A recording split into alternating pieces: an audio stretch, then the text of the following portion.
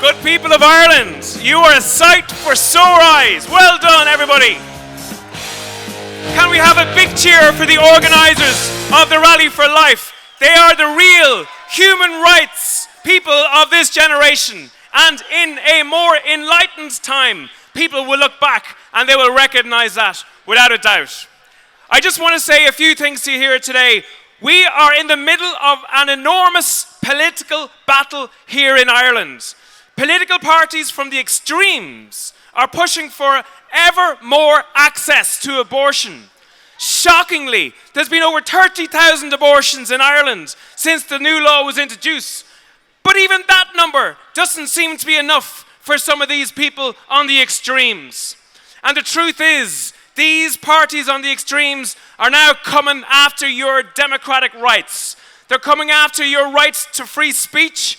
They're coming after your right to peaceful protest. They're even looking to ban silent prayer in certain areas for the first time since the penal times. The political establishment in Ireland is becoming increasingly authoritarian. Now, even the political parties of the centre, Fianna Fáil and Fine Gael, are captured as well. They set up the abortion review, but that review was a stitched up recommendation review to deliver what they wanted. This review has said to get rid of the 3-day wait. Now let me tell you, abortion is an irreversible decision. The baby can't be brought back to life after an abortion. It's an enormous decision, and women should be allowed to think about that. The human condition is we all make mistakes. The human condition is we more likely are to make mistakes in times of crisis. And absolutely, the 3-day wait has saved 4,000 lives in the last 4 years.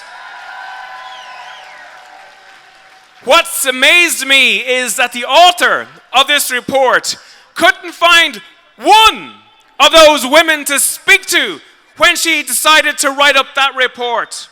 It amazed me she didn't speak to one of those women in terms who are now raising their own children in their own homes. And it's also incredible that the abortion review team did not speak to one of the 130 women who are suing the state currently for adverse reactions in relation to those abortions.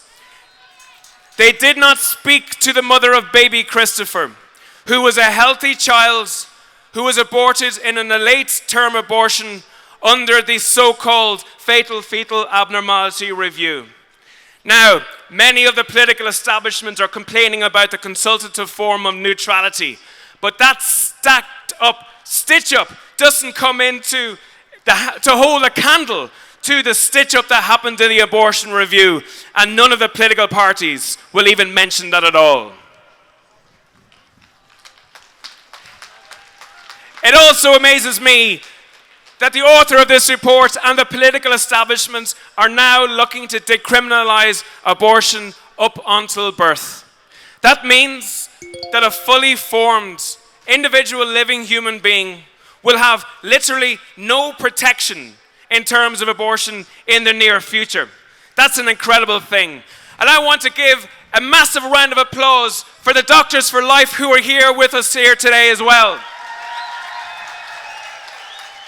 It's incredible that the abortion review stated, the author of the abortion review stated that she thought that doctors, nurses, and healthcare workers who are pro-life should not be employed in the healthcare service in the future. That is absolutely wrong, and it will not happen on our watch. Isn't it amazing when there's 1 million people on hospital waiting lists, when there's 700 missing consultants, when doctors are as rare as hen's teeth? Abortion campaigners are now saying we shouldn't employ people who believe that the right to life is a human right. That proves, without a shadow of a doubt, that this is not about healthcare. This is about access to abortion only. Now, I want to leave you just with a couple of thoughts if I can. In the last 4 years, 30,000 individual living human beings have had their lives taken. 98% of those were carried out in healthy mothers and healthy children. That's the equivalent of 1,100 classrooms of children deleted from our society. It's the equivalent of Kilkenny City being wiped out in 4 years. It's an incredible thing. And that figure is only going to get bigger unless there's a pushback. And I believe there has to be a political pushback to what's happening.